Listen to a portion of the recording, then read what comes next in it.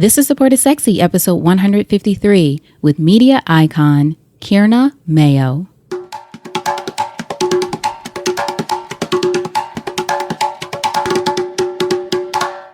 Welcome to Support is Sexy. I'm your host, Elayne Fluker, entrepreneur, author, and founder of Chic Rebellion Media.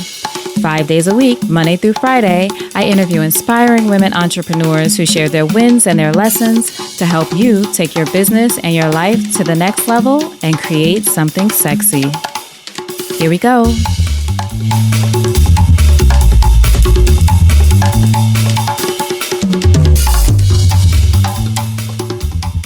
Hi everyone, welcome to a new episode of Support is Sexy. I am thrilled to have you here.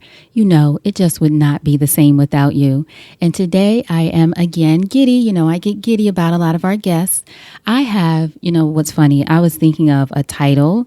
This next guest has had many titles. Founder of Honey Magazine, editor-in-chief of Ebony Magazine, VP of Ebony Digital, Senior VP of Interactive One Now. But for me, the title that sums it all up is media icon, Kierna Mayo. It is the only word that I think is suited for Miss Kierna. And Kierna has had a long career in media, starting with working in The Source. Some of you may never have heard of The Source, but don't worry, we have a link to that. But starting at the early days of The Source magazine, being one of its early editors and working her way up and through the industry, but really being a voice of culture. Culture being Black culture, hip hop culture, style, art, music, so much that Kierna has had an impact on and an imprint on in media throughout the years. So the episode, I will tell you, I am a big Kierna fan if you can't tell already. She already knows this. But I will tell you, this episode too is so full of gems. I have a spreadsheet, as I've talked about, of quotes from all of our guests. Kierna's row on the spreadsheet is quite long because she has so many great quotables in here, great advice overall, but just things that I think you will want to take with you. Not just about media, though I do get some advice from her, from people who are either currently writers or aspiring writers and editors, but also just about life, how to view failure, redefining success, all of those things. So I'm not going to hold you up much longer. I want you to get into the episode. What you will learn from Kierna is the unspoken dynamic of how to navigate fame among friends, how to recognize when you're on the right path, how to hold your own and pronounce your voice in a room full of men, how challenges help sharpen your knife, how to create a lane for yourself in unfamiliar territory, redefining your own success, the importance of learning to forgive ourselves, very important, the true job of a writer, also how to be ready when someone asks you for your work, what it means to be a storyteller today, the importance of being flexible, evolving, and not getting stuck, especially in anger, how your success is not your whole story, how to move beyond the fears and shame of business failure, and that there is a time to be in the light and a time to be in the lab. That is a quote that I'm putting up on my wall, so listen out for that one. There's a time to be in the light and there's a time to be in the lab. So without further ado, I know you're going to enjoy this one. Kierna Mayo. So Kierna, thank you so much for being here for an episode of Support is Sexy. I'm excited to have you here. Thank you so much. I am thrilled and honored. Let's do it. Yay, very good. So first question, when did you first fall in love with entrepreneurship? I guess I first fell in love with entrepreneurship before I had that language, My dad was a sole proprietor my entire life. He had a shop in the village that evolved over time. First, he always made things. So he made this kind of paper mache jewelry in the 60s before I was born. And then by the time I was born, his shop had evolved into a leather craft shop in the heart of the village in New York City when the village was the village. So I learned the power of entrepreneurship just by literal example, days of school. My mother worked for the Department of Probation, which was kind of diametrically opposed to what my dad was doing. So there were many times that I would be with him if school was out or et cetera. So I fell in love with the idea of being an entrepreneur, I think just by watching the autonomy that my father always seemed to have, and how artistic his life was, and really our family life was, I think, in large part as a result of his entrepreneurship. Now, you grew up as a Brooklyn girl, right? I did, born and raised. I was born on Atlantic Avenue, for anyone who knows. For anyone who knows, an actual Brooklyn girl, a real Brooklyn Yes. girl. What was a Yes. young Kierna like growing up in Brooklyn? Oh, wow, Elayne. Um, you know, in a lot of ways, I think I was a consummate Brooklyn girl. Again, I was very young in the 70s and became a teenager in the 80s. A lot of New York City life, not just Brooklyn life, was very much shaped by, Reaganomics and the crack era epidemic. And I came from a very loving, supportive, and healthy kind of home environment. So when you juxtapose that life at home to what I was, I guess, experiencing and living just outside of my home, it shaped me into a very kind of worldly, in my own mind at least, sophisticated youngster. I was a window shopper at 11. I was in the clubs at 14. Mm-hmm. I was very connected to just culture and people. Before I knew that that's what was my kind of driver, I was just living that true New York City life. I was so many hours spent on the subway. I commuted to school for an hour each way. I was a latchkey kid. I mean, I think it was a very different time then. So it was not unlike most of my peers. But I was always a girl's girl. I mean, some of these things I've grown to understand the power of now in hindsight. But at the time, like all of us as youngsters, we're just doing our best to be who we are. So I have always been surrounded by girls. I always had a crew. Our crew always had a name. Mm-hmm. What was the name of your crew? Oh, goodness. I have many, many crews. The one that sticks out to me the most is Aka Joe, which was actually named after a designer called Aka Joe. Weird stuff that happened in the 80s. I can flash forward to that time later, but a lot happened in that time. Actually, what leads up to that, I was going to say I was a hip hop kid, in large part because I am of that era, in that kind of nascent time when hip hop was born, really. I was a youngster. I definitely, absolutely had all of Sugar Hill's collection on wax. Mm-hmm. That was something I absolutely made my mother go and do. We had to make record shop runs. I have everyone's single, from Curtis Blow on down. But then my life became hip hop in another way, I think in the way that hip hop grew to shape culture. And so I say that to say it was more than music that was attracting me. I ended up going to elementary school with folks who would go on to make records. I mean, middle school and then high school with a group of rappers who would go on to become kind of world renowned. So just kind of coincidentally or maybe not. just, or not, mm-hmm. right? Maybe just kind of fate led. Mm-hmm. My world and influences was very much centered in this world of hip hop. I also was a dancer, of course, not professionally trained, but very much a hip hop dancer and then a club dancer and, dancing high school at the talent show with my crew, another crew. So all of those worlds collided. Style, music, just the grit of New York, right? Mm-hmm. Being on the train. I went to a high school where many of us it wasn't a zone high school. So for anyone who is from the New York City area, and probably most schools around the country, you go to school near where you live. When I grew up, high schools were beginning to diversify in New York City, and a lot of what were known as zone schools were notoriously bad. So the high school that my mother called herself shipping me off to was in Lower Manhattan. So here I am, this Brooklyn kid. Now I'm experiencing Manhattan on my own. Come to find out, I'm going to high school with kids who are from Harlem and Staten Island and Hollis, Queens and Jamaica. And so we're all colliding. And it's really important to note, I think, because it's only now that I'm realizing how unique of an experience this was. Mm-hmm. We were subcultures kind of mixing, when everyone was like, Brooklyn, stand up, or Harlem, stand up. that began to mean different things Right. in this petri dish that was my high school. And it helped me understand the importance of another lens really early, really, really early, because I was so Brooklyn and it was all I knew, that when I encountered Harlem, it was like, oh, It's like another okay, world. it's another world, right?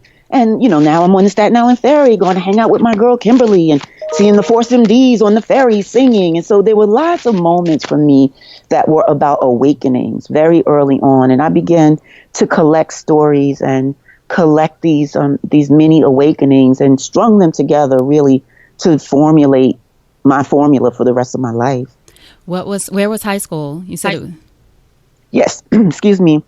The name of the high school is Murray Bertram High School. At the time, it was for business careers, and it's in Lower Manhattan, right at the base of the Brooklyn Bridge. It's excuse me, I have a siren going by. That's okay.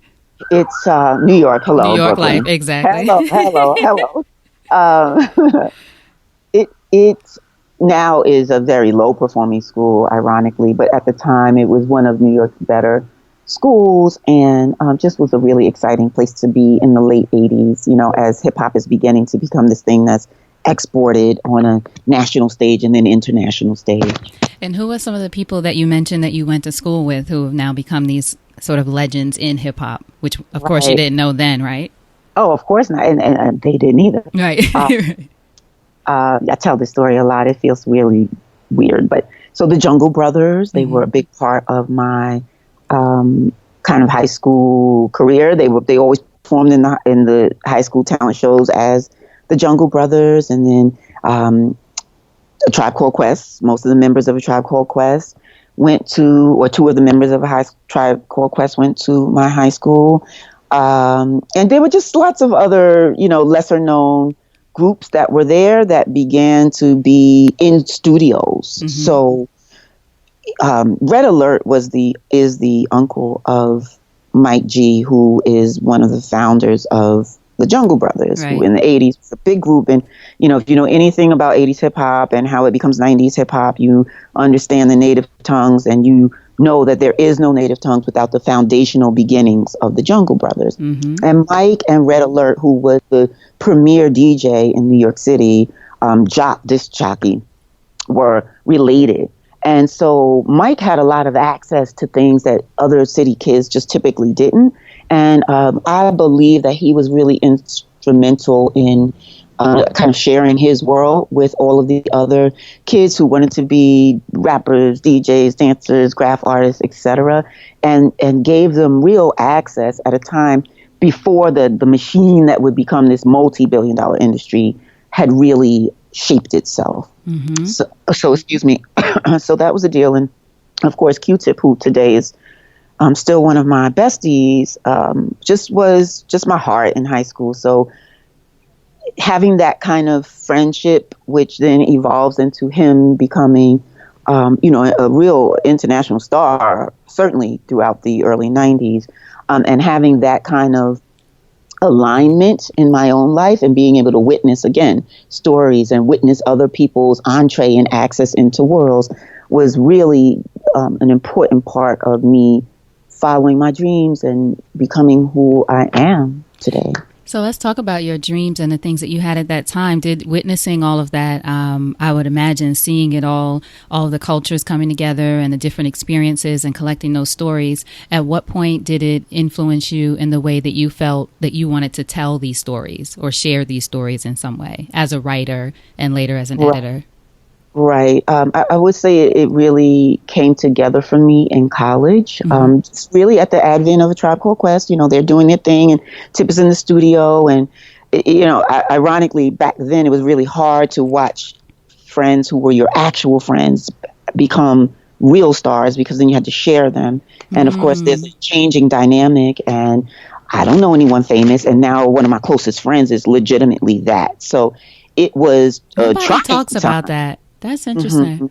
Yeah, he and I only now really visit that space because, again, 2021, those, even before then, maybe 19, I'd say, is a changing time for anyone anyway, whether you're becoming famous or your bestie is becoming famous or not, right? You're trying to shape who you are. Your identity is you're all about who you think you are and what you're putting out into the world. So I had this parallel experience of trying not to be jealous and trying not to be left out, and at the same time asserting myself in new ways because of the things that I'm learning right alongside of my boy. So it was really interesting. But as a writer, I've been a writer my whole life, not by name but by practice. Just a little girl who wrote in her diary and tried to write a few rhymes in elementary school, and then went on to being somebody who wrote poetry and just what I've found to be the softer side of writing, meaning just that thing that allowed me an emotional outlet. And then when I got to school, a true story, I went to Hampton University and Yay! Yes, yay! And the legendary magazine editor and now cultural critic and just kind of undeniable cultural force, Emil Wilbekin, was an upperclassman when I was a freshman and sophomore. And my girlfriend, Tiffany Roberts, bless her heart, she passed away not too long ago, started a big fashion show at Hampton, aligned with the AKAs. And it was the first time that Hampton was really doing something this signature. And we were just imagining ourselves to be just the it girls of campus and, always style centric and style driven. We were going to hand select the most stylish people on campus to be a part of this thing. And so, of course, Emil Wilbekin, this hot upperclassman who's walking across campus in a ponytail and always fly, has to be in the show. So that begins my relationship with him. And he was the editor of the Hampton Script, which was our school newspaper. And I would always say to him, man, I wish I could do that. I'd love to do that. I'd love to write. And he was like, why don't you just do it? Why don't you just do it? And I finally took him up on it and reached out to some of the editors at the Hampton Script and really never looked back. I think that first time I saw my name in lights, that first byline was really addicting. And I was like, oh boy, I'm on to something, and I can turn around. I'd always been kind of soapboxy, especially back then. So the idea of being able to be opinionated and to share these thoughts and to begin to tell stories, beginning mostly with my own, and then, of course, seeing my name as a byline was just a powerful moment for me. And I was also a creative writer, so I'd write poetry, and someone had submitted some of my work anonymously to a campus-wide Gwendolyn Brooks competition, and I came in second place, and it was just really thrilling for me. Like, a lot of things had affirmed this path for me before I was brave enough to claim it for myself. Now, mind you, I was a mass media major, but I was a very reluctant mass media major, and that was our euphemism for our catch-all for journalism, print, TV, radio, etc. I ended up going on a print track, but print at the time surely meant newspapers. Right. And I was trying to find a way to make that make sense for me. The Hampton Script was the bomb, but I wasn't a traditional hard news reporter. I was very lifestyle centric, and I didn't really know how to make a lane for myself in the world of newspapers. I was a magazine file my entire life, having been, tall and skinny, which was not always an easy thing to be, especially as a Black girl growing up in the 80s in Brooklyn. I mean, now people are like, oh, it's amazing, you're a supermodel, but it wasn't easy to be 14 and lanky and taller than everyone else, right? So my mom really early on had introduced me to magazines. She was always very interested in style, and we always had L's and Vogues and Essences and magazines around the house. So I just followed in her steps, and she would say, you look just like Iman. You look just any Black model. My mother was like, you look just like her, because I, of course, was doubting myself and my looks and my body, and she would affirm me by using Black models. So the attraction to magazines, and then the attraction to what I'm discovering beyond just style and models and fashion in magazine, but the storytelling and the lifestyle space, and the culture reporting. So I realized, really by the time I had graduated from Hampton, that I wanted to be an Essence girl. I just wanted to be at Essence magazine so very badly. It just was the only place on the planet I could see myself being. And this is by the time I'm 20 and ready to graduate from college. And so I had applied for an internship at Essence and didn't get it. And it was really disheartening. And, I was like, why did I go to college? This is all such a waste. The end of the world. Absolutely. I'll be nothing. I'll be nothing ever. And I had a girlfriend who was a mass media major as well. And she told me that her homeboy from high school, she was from DC, had just started this rap magazine in New York. And, maybe I should reach out to him. And I was like, hip hop, like magazine? It didn't make sense. Again, I've been this hip hop person because it had been a lived experience for me, not because I was observing it as a culture. It was just my life. So the idea of documenting it as more than just the way people live, which is how I thought everyone lived, was weird. And I didn't buy it almost. I was like, what do you mean rap magazine? That's crazy. If it, I only could imagine the tabloids of the time, and I would consider myself a far more serious writer and person.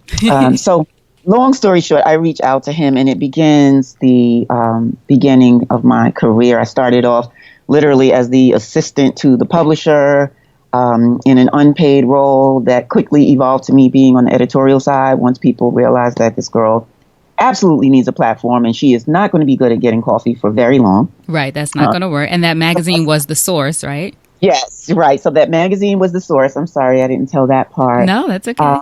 And it was the source when the source was absolutely the source. And this is, everything in its proper time context. This is before Vibe, and this is before MTV's Real World, and this is before a lot of the things that we have taken for granted, as the tipping point of exporting our culture happened. So we are the conversation place. Mm-hmm. And we are very much like MTV's Real World, what it would become, because now you've got myself and another Black woman, Dream Hampton. A lot of folks know her from those early days as a writer at that time. We are Black girls in a room with like Jewish boys and some Black boys, and everybody's coming from different places, whether it's NYU or Howard, in my case, Hampton or Harvard. It was a really interesting social experiment to be dissecting a culture that most of us had lived and some of us had wanted to live for the first time as intellectuals, really. And how did you hold your own as you and Dream? How did you hold your own in that space as women amongst all these men who are, as you said, from different angles, either observing this culture, wanting to be a part of it, were a part of it, and that kind of thing? But just as women in general, how you hold your own in that space? Yeah. In hindsight, kind of awkwardly at times, with strength and conviction most times, but there were challenges. There were many, many, many challenges. I think I'll speak for myself. Again, in hindsight, I feel like those things were sharpening my knife in many respects. Dealt with a lot of what we have language for today. Certainly, harassment, large degrees of kind of patriarchal thinking and practices. But we were not unheard, I would say, and were very influential, I think, on the guys. And had I not had that experience and had I not been groomed in media, because again, media is changing rapidly, and I'm at the source for almost 4 years, beginning in 1991. And it gave me the underpinning to know that Honey Magazine could happen. I was partnered with my best friend from Hampton, Joycelyn Dingle, and she was my business partner, quote unquote, and we would spend hours and hours and hours at Kinko's making copies of our business plan. And, we would do focus groups all around the country, and we put together every penny we had to kind of prove a business case for what would grow to become Honey Magazine. but the foundation for me was at the source, was realizing that I had a point of view that was not only mine, but shared by many others, and that it was important to create lanes. And in the way that Dream and myself had kind of created a lane for a lot of women who were interested in dissecting the elements of this culture themselves, if not just interested in feeling represented, I realized that this could happen at a larger level. But I also began to understand some of the business of media because I was able to observe it really up close. And I think before I got to the source, you could have never told me that you didn't have to be a 65-year-old white man to be a publisher. I didn't understand that there was another relationship to this. And even though I had this love fest with Essence, I didn't understand it from a business standpoint at all at that time. It was purely how it had been marketed and how I received it in my heart as a young Black woman reading its pages. So in my 4 years at the source, I began to understand the relationship between advertising and magazines and media. I began to understand the importance of promotions and marketing, and the relationship between those things and how they sometimes influence editorial products. Often, not just sometimes, often influence editorial products. So it made me a much stronger, very, very young first-time editor-in-chief.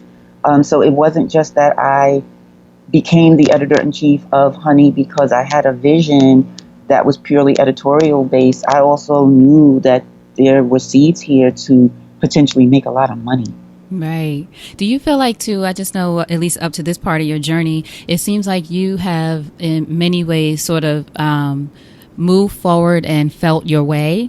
So not necessarily knowing, obviously, what hip hop culture would develop into from, the time of high school, or even your writing, not knowing what trying out or writing for the Hampton script would become later. And I just ask that because I feel like a lot of us sometimes sit in this space where we have these things where we want to do. And if we're not certain of the outcome, or what we think the outcome will do if we try these things, working for the source, for example, a magazine that you weren't sure about when you first heard about it, we don't make a move. So do you think that's been something that's been critical to your just your success and your journey along the way?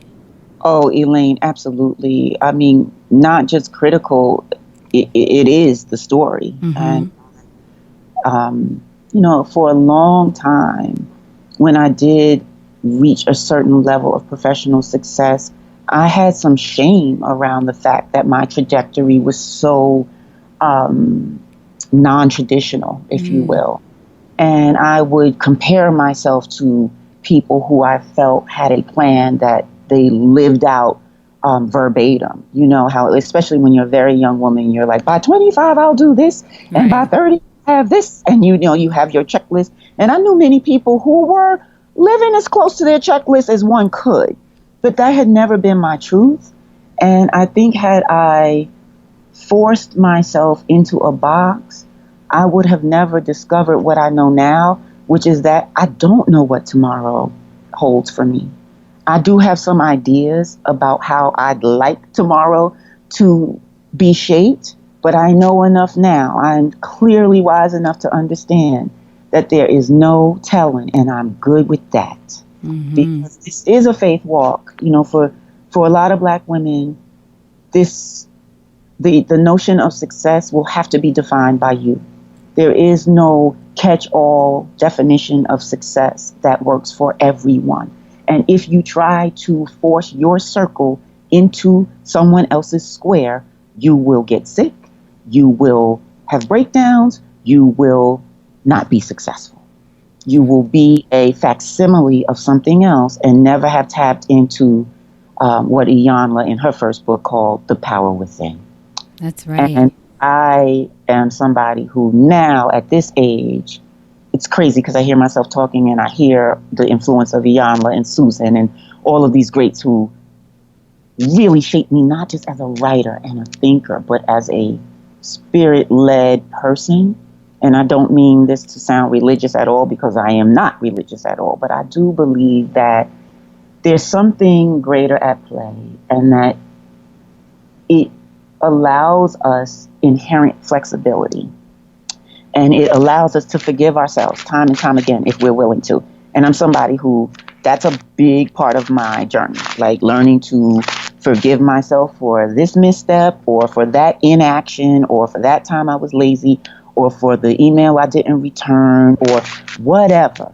And I think we need to pull back the veil on the need for self-forgiveness because we beat ourselves down to the ground. Worse than anybody else. Worse than anybody else. Worse than anybody else. And I mean, maybe at this point it's even cliche to point that kind of stuff out because we're in this post-Oprah world and everybody knows that self-care, quote unquote, is important. But I still don't think that we fully practice it. You know, we know things intellectually that we still don't practice emotionally. At least I know I have been so guilty of that. So I think to you, I'm sorry to interrupt you. I was just going to say, I think your point about the post-Oprah world, I feel like some of us beat ourselves up more because now it's like, well, you know better, and I still don't have time to get a massage. You know what I mean? Like it's just, it's almost like, well, damn, I wish I didn't even know that that's something that I need. Damn, I don't have time for self-care. All this enlightenment, and then what do you do with that? Right. Still, behavior hasn't changed, but you know so much more. Right, exactly. Maya says you know better, you do better, and then you find yourself not doing that, and you feel really crazy. Right. But that's the piece about forgiveness. Right. You know, just self-forgiveness. It's a daily exercise for me. I'm better at it on some days than I am on others. But to the extent to which I give myself a pass is the extent to which I lean in again the next day and try all over again. What the hell? Nothing to lose, you know? Amen. Nothing to lose. So what advice would you say that you have then for young women? Well, first of all, of course, we know the industry has changed.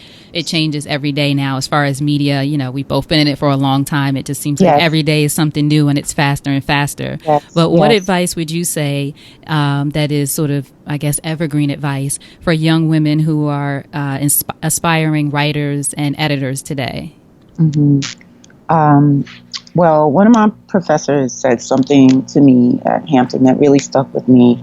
And that was a writer writes, you know. And that, again, may sound really cliche, but I think it is so fundamental to any writer's truth. Because if you're not bothered when you're not writing, you probably aren't a writer. Now, that said, it may be 2 years between picking up a pen or picking up your laptop. It may be 20 for some writers, but it should nag you all 20 years and it should nag you all too, because the job of a writer is to write. And that doesn't mean you have to be published in a space where other people see your name. It means you have to be about the work of putting pen to paper. So that is the first thing that I would say.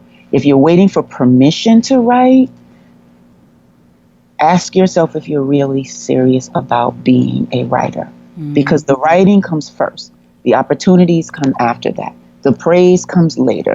The critiques, the edits, the jobs, all the other stuff comes after the writing.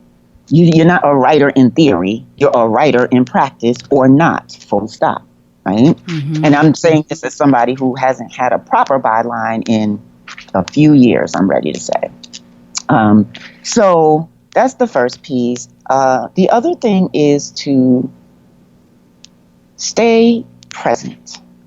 You have to know that, and I mean present in a business sense, in a media sense. Know the world in which you want to enter.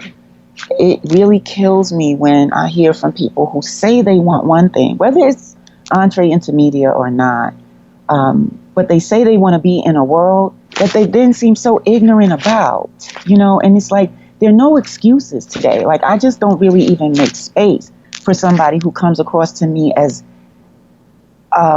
like not knowledgeable about the thing they say they're passionate about the space they say they want to know. You know, if you are not clear that today, if you, for example, if you are dying to be a, quote, magazine writer, as though that's anybody's job. You know, most people do many other things. If you actually have a byline in a magazine, either you're a freelancer or you're an editor doing a whole lot more than just writing. But that said, if you just want to see your name in lights at Elle or at Essence or at wherever, if in 2017 you don't understand the relationship between Essence Print and Essence.com, then I say to you, you're not serious about entering this space. You have to know that media, like all industries, is changing overnight.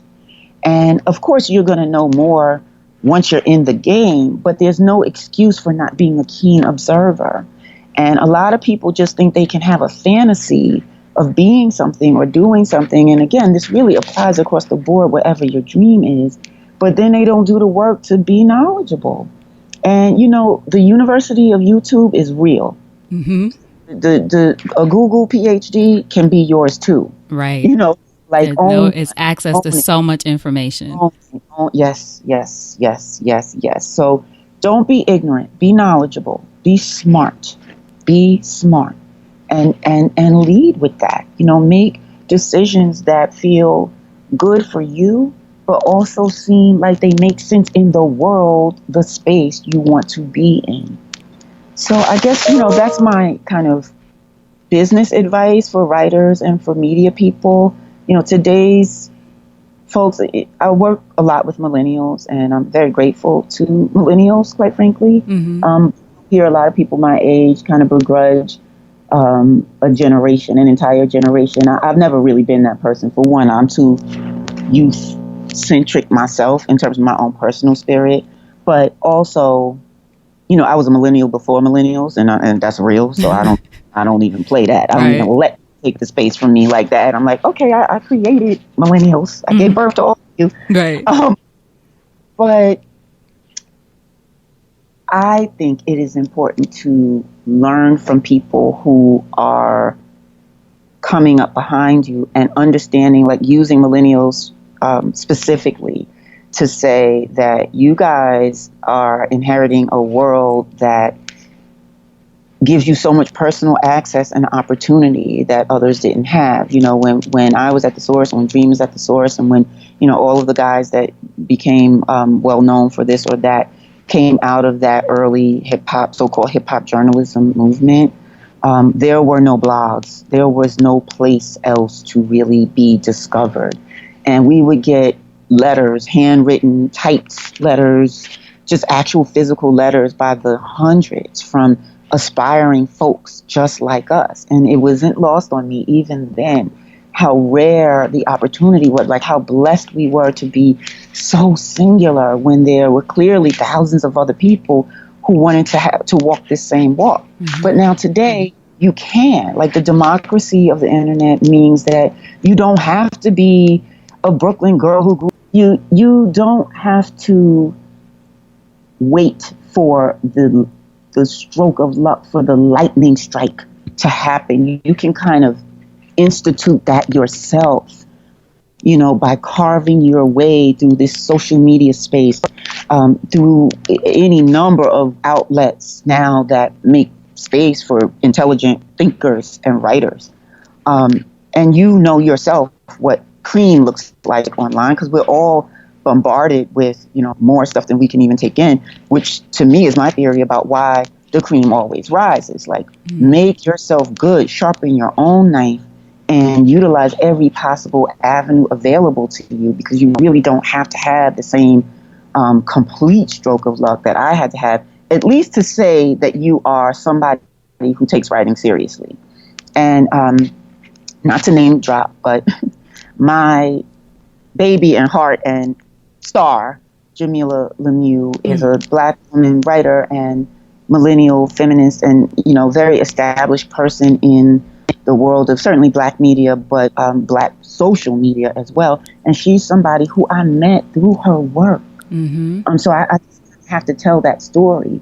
And I stalked her, even when I didn't really have anything to offer her. I just kind of was like, who the hell is this girl who keeps saying the things that I wished I said, or I would have said, or feels like my 25-year-old self, and just, you know, kind of falling in love. I was a fan really before I was her boss. And that's because she was doing the work too before she doing the work. Exactly. Right. And broke doing the work.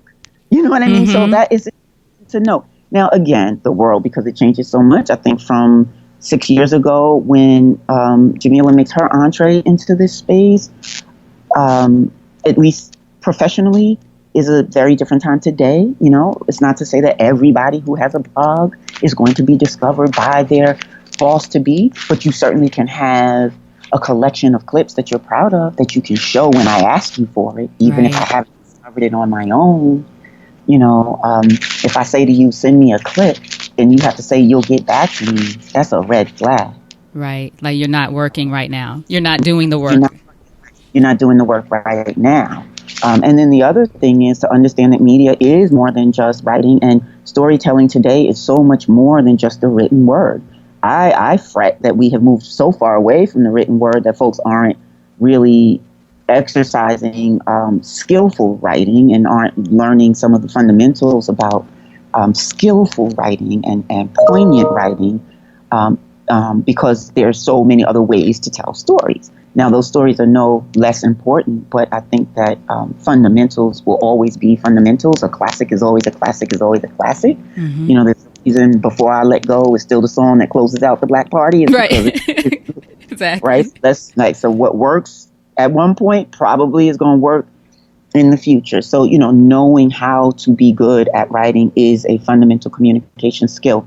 But if you can edit some footage, I'm checking for you even harder. Mm-hmm. If you can pick up a camera, if you are a producer, if you know how to package, you know, when I came up as a magazine editor, packaging was the differentiator between editors who would climb that masthead and those who didn't. Right. People who understood how to not just take their one story idea and, you know, either commission it or write it themselves, but to contextualize it in a larger format, in a larger fashion. How can your single story shape the entire well, shape the entire front of the book, shape the entire back of the book? Like, how can something that you're thinking, ideating around, influence a section? Now, today's packaging looks different than it did for me when I was in print. Packaging is about multimedia. Mm-hmm. Packaging is about podcasts, right, Elayne? Mm-hmm. Look at your solution. Look at your actual example of the many things that you've touched. And I'm sure you had some of the same writer, editor, black girl dreams of being in print that I had in so many women like Hampton script and everything. Exactly. Like before us and after us, we'll still have, but look at what you're doing now, you know? So being flexible, that whole thing about evolving and not getting stuck is a real life skill. And it is imperative that all Black women embrace that. We don't want to be, you know, the burden that our mothers and their mothers had of just getting through and just getting by. So many of us have more opportunity than just that life. Mm-hmm. Yes, we still have to get through. And yes, we still have to get by. But if we're truth tellers, there's so much more living available to us. And if we don't carve spaces for ourselves that allow us to not just be angry, because there's a whole lot of reasons to be angry, Black women, you know, and it's funny, people kind of resent that stereotype. And I do too, but I think that there's something legitimate about Black women's anger. And I don't think that we always have to tuck it in. Right. But I think that it's important not to just be angry, not to just be left out, not to just be struggling. We know we struggle, but that's not the whole damn story, not in 2017. And if we're not careful, if we're not flexible, both in the way that we work and the way that we live, if you don't have that little bounce back gene, then you can be taken under by life. You can get stuck in the angry spaces. When shit goes wrong, when it turns left, when you meant to go right, you can get stuck there if you're not careful. And, you know, to my earlier point about initially having shame about my trajectory being so untraditional, you know, I have had jobs and I have lost jobs. I have been popular and I have been unknown. I have been on the VIP list at the party and then not gotten a call to come. So I know what it feels like to be, you know, at many different places emotionally around my work. But the work that you do that pays your bills is not the only defining thing. Even if you're a celebrated person and so-called successful, that's still not your whole story.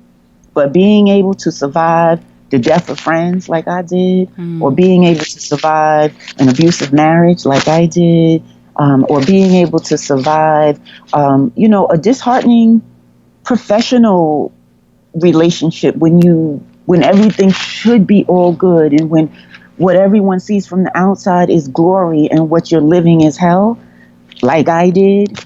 And I say myself as every woman, because I don't think that I'm any more special than anyone within the sounds of my voice. Um,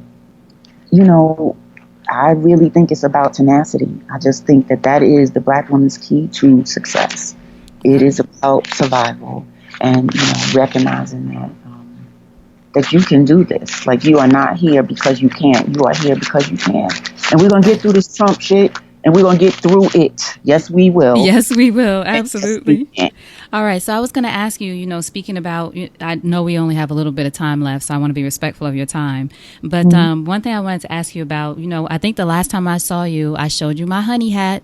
I still have my honey hat from the launch party, I believe it was. Yes. I love that hat. I still wear it all the time. But anyway, I wanted to ask you, though, just about that experience. I know I was at the premiere party. It was fabulous. Just an amazing, talk about Black girl magic before that was even a thing, or we had the language for it, as you say. But what was it? Even though, honey, we did call it magic. We were like, we're magic. We're magic girls. That's what we would call us. See, you're even charting a path even with that. There you go. So what was it like, though, at that moment of, just because we're talking a little bit about business and the combination of media, at the moment that you knew that you would have to walk away from something that you and Joyson had worked so hard on and developed, and, as you say, going to Kinko's, making the copies, doing all of that. What was that moment like for you? Devastating. Just devastating. Really can't put it into words. One, we were young. Two, we were dreamers. Three, we were dreamers who had actually actualized our dream. So then to have it snatched away it just kind of floored us. But it was a business lesson, and it was something now in hindsight, again, had that not happened to me, I just don't think that I'd be who I am today. I don't think I'd have the same tenacity that I'm advising all Black women lean into. What more can I say? We embarked on Honey Magazine as entrepreneurs. I told you the story of us, shopping this business plan, or maybe I didn't, but we shopped our business plan for many years, and we always thought of ourselves as more than just creatives. We really wanted to be respected in business. That said, we didn't have a lot of business experience, and we certainly didn't have any money. So the first thing to know is that in business, you need capital. So you really need to be able to craft a plan that will lend itself to fundraising. And we didn't do that, and we didn't do it well. We weren't able to understand the necessity of, we understood the necessity of fundraising, but we never cracked that nut as to how to do it at the level we knew we needed to. Our personal circle wasn't wide enough. We hadn't gone to business school. We didn't really have the blueprint, if you will. We had the passion. So we took our business plan, and I'll keep it short, to the original publisher of Honey, who after many months of negotiations came back to us and said, well, girls, you can leave your lawyers at home because we are not interested in doing a business deal with you, but we'll hire you if you want to be the editor-in-chief and editorial director of this magazine. At the time, we hadn't finalized the name. You certainly can, but look, we were going to do a black L before you walked in the door here. Coincidence? Of course. So, ladies, the thing to know is this is going to happen with or without you, said ex-sir Jewish guy. And so we just sit there kind of dumbfounded, like, are we hearing what we're hearing? Is this really real? Like, can this happen? Then you go home, you call your mother, you call your lawyer, and, look, there had never been a Honey, right? So there was no precedent. Right. There was Essence that at the time had been in negotiations with Time Inc., which was now taking Essence from an independent publisher to a major brand, a major publisher, and fewer magazines were being published by these indie spaces. And, after 4, almost 5 years of crying and praying and writing and typing and kinkoing, it's like, is it worth it to say no? I thought, we're saying to ourselves, like, the end goal is to get this thing on newsstands, and maybe we'll come back and buy it. And maybe, there's a lot of naivete as well. But there was never the lack of business desire. Mm-hmm. So in the end, we pretty much sold our rights, like wrote our rights away at the outset. So the other backstory that's happening at the same time is that we realized that this publisher is just kind of a horrible place to develop a brand that is going to speak to a nation of young Black women who had kind of come up on hip hop and were the daughters of our Essence moms. And we just knew that we were going to have to figure out a new relationship to these folks. So I had given our business plan to Keith Klingscales, who was at the time the president of Vibe magazine and a very influential person coming up in the world of traditional publishing. And what was unique about him is that he was a young Black person, right? And he's really celebrated for what's happening over at Vibe, et cetera. And, I really trusted Keith and his team and really thought that that was going to be our way out.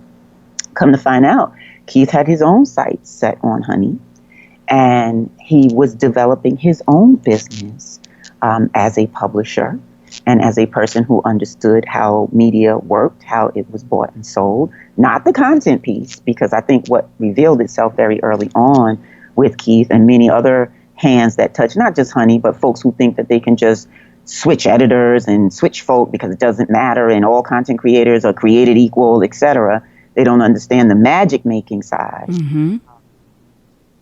He, behind our backs, was in negotiations with the publishers of Honey to buy this magazine outright, even though he understood clearly, because he had my business plan, that that was our goal. We were looking to him for some cash. So we had got another person to agree to invest in us, and they made a call to the publishers of Honey, and that's how we discovered that Keith was on his way to buying the magazine outright. And of course I was livid, and you've already heard me speak in French because I'm a girl who believes in French sometimes. Right.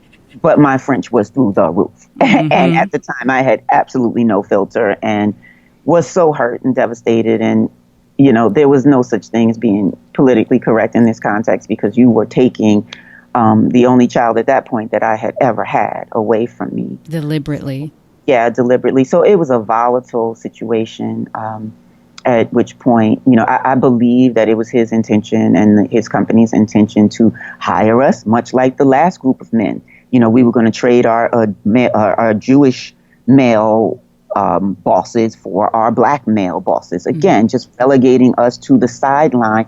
Go ahead, paint in the corner, girls, and show us what you've made, but have no business interest in this thing that you're building that we're about to take off on. And P.S. is the foundational piece for how we're raising money for the business that we're creating. Right, and get all the other girls to follow you, but you just stay in that corner. You all stay in that corner. Yes, because at the time when Keith began Vanguard Media, the publications that he would launch hadn't launched.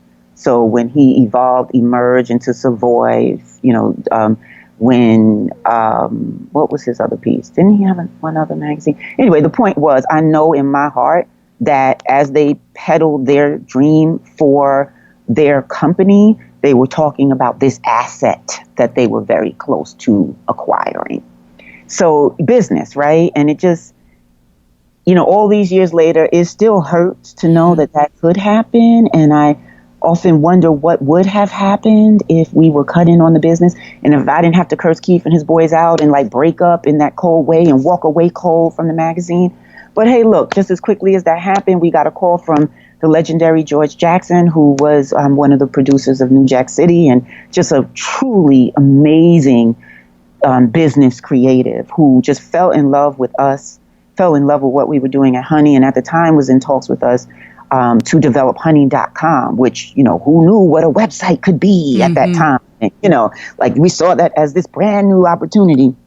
But then when we lost Honey, went back to him and told him, we don't have it, and I'm sure you don't want us. And he was like, to hell with Honey. We want you because we know that you are behind, again, the magic. And so we left the honey situation sad, but not broke, because we doubled our salary and we got cut in on the business of what would become Urban Box Office. So that was a 1.0 digital platform that was a real foray for me into stretching the tentacles of my career. Had I not been at a website in 2000, maybe I wouldn't be the SVP of content and brands for Interactive One today. Right. You never know how that journey is going to turn out, right? Exactly. Thank you so much for sharing that story. I hadn't asked you about it before, and it's something that I've always wondered about. I knew some of the story, of course, just being in media, but I wanted you to share it too, just for people to hear. One, you never know how it's going to turn out, and that we all, I think what you said earlier made me think about the story too, is because getting through those moments where we have to forgive ourselves for what we might perceive as a misstep, which in the end might be how it was all supposed to turn out, but going through those periods in business, especially where there are going to be low points or you miss something or someone actually takes advantage of you and that kind of thing. So I appreciate you sharing that story with us. Oh, thank you for allowing me to. You know, I found my courage to tell the story. In the beginning, when people would ask, I would, give it in like fits and starts, and I would leave out names, and I would be very obscure, and, I had shame around it. But then I also was like, well, what if somebody hears me complaining and doesn't give me another opportunity? There's a lot of fear around business failure. There's a lot of fear around telling the truth around what could be perceived as business failures. But I have learned in my later years that it's all good. Tell it all. Tell it all. It's your story. Just a couple more questions for you. One of the things you posted that sort of speaks to this on Instagram a while ago was a quote, or a lesson, I should say, you learned from Muhammad Ali. Fear no one, fight back, know your power. So I was just curious, when's the last time that you had to call on this lesson for yourself, in business or otherwise, of fear no one, fight back, and know your power?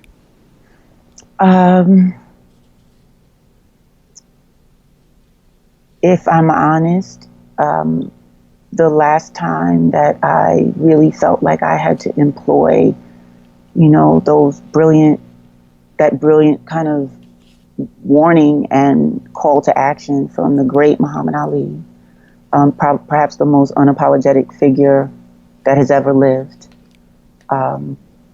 was when I was the editor-in-chief of Ebony magazine. And ironically, he was my last cover, Muhammad. So it's funny that would be the one quote that you pulled from my Instagram. You know how things happen. Yep. Maybe a coincidence at all. And stay tuned, because I'm actually working on something right now. We're about to launch a major brand platform over at Interactive One. Yeah, it's coming in the spring, and it has a little something to do with Muhammad Ali. So I'll just leave it at that. Ooh, tease. You big tease. Yeah, little tease. Little tease. But that was a tough situation. It not exactly what I imagined that walk to be. As editor-in-chief of Ebony, you mean? As editor-in-chief of Ebony, every person who looks like you doesn't always have your back. I think that's an important thing for Black women, especially Black women who are women's women. Those of us who are kind of oriented toward the affinity of female spaces, and who resist that idea that, you got to watch women, and, I'm not friends with girls because they'll do this. Those of us who kind of consciously resist that line of thinking, or at least have had a life experience that is counter to that, can be shocked when Black women aren't always your protectors, right? So I experienced some of that at Ebony. It wasn't all bad, but it certainly wasn't all good. And I had to figure out how to fight differently for what I believed in, because it was a turnaround time for that brand. And it was my job to figure out how to bring a certain level of relevance that really had begun with Amy Barnett, 2 editors before me, for Ebony. to a new world of millennials and this kind of fast-moving digital piece. And, before I was the editor-in-chief, I was the editorial director of the site and then VP of digital content for Ebony. So I had been watching what was happening in the landscape of digital media. But again, Ebony was very traditional in a lot of ways and an independent publisher and located in Chicago, which is outside of the New York City publishing arena. Right. So they had a lot of disadvantages that, in my professional opinion, they were somewhat unaware of or ignorant to or maybe arrogant about. So I was charged with something, meaning bringing a certain level of relevance that everyone didn't fully understand how grand a move that was or how tall a task that was. Mm-hmm. And so I just had to stop asking for permission at a certain point and just do me. There's a certain point in your career, if you've done what you do long enough, where you have to trust your gut. And it's not that your gut is always right. It's not that you know everything, but at some point you have to say what you know. Right. And you have to say what you feel and you have to say what you believe. And I really do believe that I was very instrumental in helping Ebony, at least, in the last 18 months or the 6 months ago is when I left. But in the 18 months before that, I really believe that my leadership, that my covers, that my strategy, that my personality had a lot to do with the resonance that the brand had, at least at that time, because it was a 70-year-old startup, had an entire generation that had either dismissed it or didn't care about it or maybe didn't even know about it, that I was responsible for bringing into the fold while not losing our core audience. And, all of Black America, clearly we're not a monolith. We certainly aren't generationally. So you absolutely was, sorry to interrupt you, but I just wanted to second that you were absolutely instrumental from a reader standpoint, speaking as a reader, of people paying more attention to the magazine, talking more about the magazine and the digital space, both when you first started at the website and just from the covers with the one with Bill Cosby, of course, or the Cosby Show, and the fractured cover, which I post on Instagram. It's like, this is amazing, which caused a lot of talk, which is what you want people to talk and have conversations. You've never shied away from that. And then the other cover that I love where you had America Loves Black, and then it said people, but culture was written over it in purple. Yep. Genius. So those are my thank you. Those are my two favorite covers. Oh, see, we're aligned. Yeah. Those So are my favorite covers. But I think because they're. I'm sorry. Go ahead. No, I was just gonna say. I think you speak. You've always been a game changer, but I think in that space too is an example of what you've been talking about this whole time, of sort of stepping into it and doing what you believe in and, going after it and really being about the work too, because the work was, it seemed at least, was always your primary focus, the work and the people that you were serving. Absolutely. The work and the people that I'm serving and the people who I surround myself with, the people who have been the teams that have created a space for me to lead. Mm-hmm.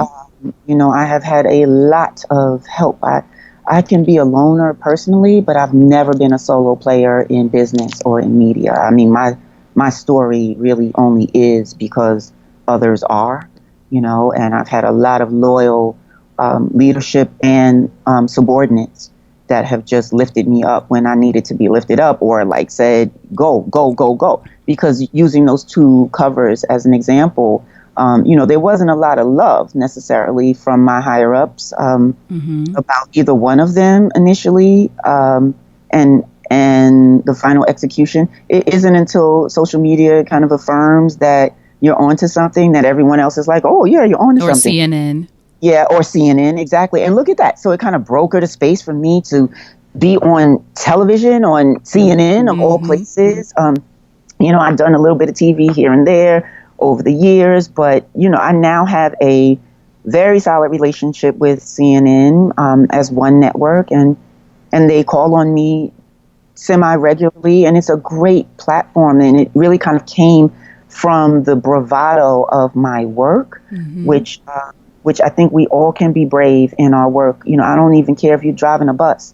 Like, there's a way to drive a bus with heart, know? So it's just an important life lesson because, like I said, that Muhammad Ali quote was a necessary thing to remember.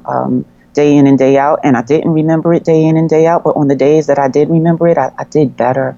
And I think I have a lot of respect from the folks at Ebony. I don't want to throw anyone under the bus, but I have to tell the truth. You called me so that I could be honest with your audience of women, and particularly Black women. It wasn't easy.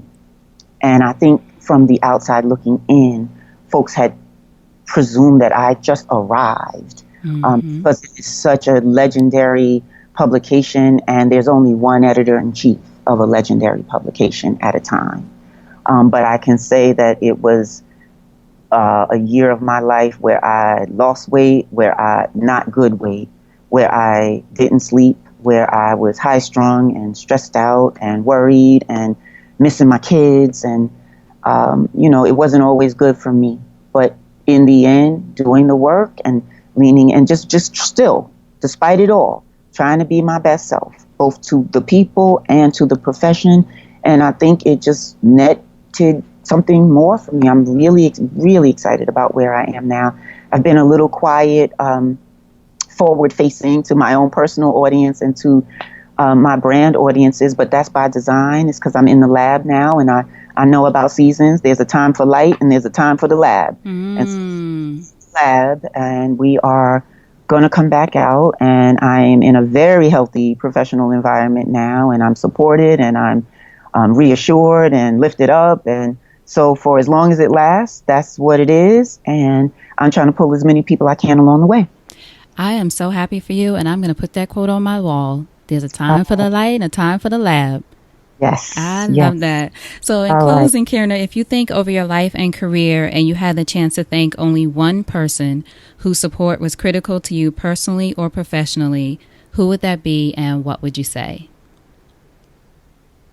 Oh, wow. You make me cry. My mother, Billie Jean Medley Mayo, she just left today to go back to St. Thomas where she lives. And she is in her 70s, and she is on Twitter. and not because I'm on Twitter, but and I say that like metaphorically almost, because my mother has always been a maverick. She's always been brave, and she's always been kind of art-led, even though her own professional life didn't allow her. And this is what I mean about our mothers and our mothers' mothers and the ones before them. Many of them just simply didn't have the opportunities that we have. But she, by the example of her own life, and she was motherless very early on. My mom's an only child, and she lost her mother at 14. Her mother died in her 30s from a women's cancer. They didn't even, back then, people didn't even talk about women's cancer. So I don't even know if she had ovarian cancer, or we don't know what kind of cancer it was, but it was, quote, a woman's thing. But my 14-year-old mom, alone in the world, carved out, she just was a practicing feminist, without the language, without the politics, without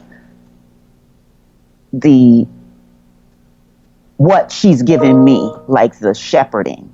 She just kind of was. She was a probation officer for 30 years, rolls up the ranks like you're supposed to rise when you do something that long.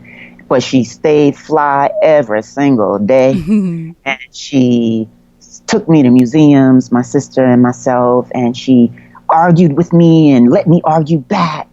And she reminded me that I was beautiful when I didn't feel beautiful, even just today. Just like you're everything, And we struggle, like I think a lot of moms and daughters do. It's not the perfect relationship. I'm not romanticizing my mother. I'm not being cliche at all. I'm saying she's actually a figure that without her modeling, I just could never have had the spirit to be who I am. I would just say, thank you, Mommy. Thank you, Mommy. Thank you. I love it. So, Kierna, before you go, how can we support you? What should we be? I know you're just teasing us, but what should we be on the lookout for? I want to make sure I link to everything and that you let everybody know. Oh, wow. Great. Well, thank you for asking. So I'm at Interactive One, and we are a suite of national sites that speak to Black America. So I have Hello Beautiful and .com, and I have news1.com, and I have theurbandaily.com, and I have globalgrind.com. So right now I am kind of shepherding what's happening with 4 major sites. But the one that I am crafting from scratch that will ultimately be almost the mother of these sites, and that will be broader in the sense that we are speaking to as many people who want to hear, see, and learn about Black culture, Black life, Black POV that will come to the party. So this is, from a media business standpoint, this is the biggest play that I think Interactive One has ever done that we're gearing up for. I could just use you guys on the lookout, and I could use your support on the existing sites, but I certainly, on the day when I'm like, hey, y'all, we're back, I just would love honest critique. I would love honest support. And I would love it if you guys who are writers and thinkers and content creators kept in touch. Absolutely. And when do you have a time frame yet of when that, no rush, but do you have a time yet of when you think you might? Yeah, we're looking at April. April. So in April. So we're really close. We're just waiting for the sun to come back out. There you go. That's awesome. That's wonderful. Kierna, I so appreciate you. And well, you already know, but all the work. I do know. And I appreciate you back just the same. Thank you. Thank you so much for your time. Before you go, a parting piece of advice from you to our listeners about anything. Parting piece of advice. Stay up, girls. Don't let them see you sweat. You got this. Excellent. Kierna Mayo. Hold on just a second. Thank you. All right. Talk soon. Okay. Oh, you know what else you can do? Yeah. Follow me because my social media, I'm so whack. It's like I have a month on, and then I have a month when I'm off. I need encouragement, and I need to be chided a little bit. So follow me at Kierna Mayo, both on Instagram and on Twitter. And I promise at some point, maybe a month later, I'll tweet you back. Yeah. When she comes back, she comes back. All right. Hold on. All right. All right, I hope you enjoyed that interview with Kierna. That was a fun one. To find out more information about all of the resources that she mentions in this episode, be sure to go to supportissexypodcast.com. Again, supportissexypodcast.com. Just search Kierna, KIERNA, and you will see all of the show notes there, all of the links, and follow her on social media. She needs some help, so say hi to her on social media at Kierna Mayo. Thank you again so much for listening. And listen, if you want to hear more interviews from inspiring women entrepreneurs like Kierna and all of the other wonderful women that we've spoken to, please also visit supportissexylove.com. So that's supportissexylove.com. Find out more about the podcast and how you can help support us to continue to bring this offering really to you all 5 days a week. Women entrepreneurs sharing their story, giving their insight totally for free for all of you. So any donation, any bit of sharing, anything that you can do to help our campaign to continue to bring the Support is Sexy podcast to you would be appreciated. So that is at supportissexylove.com. As always, thank you again for listening. And now you know what to do. Go out there and create something sexy. And I'll talk to you soon. Take care.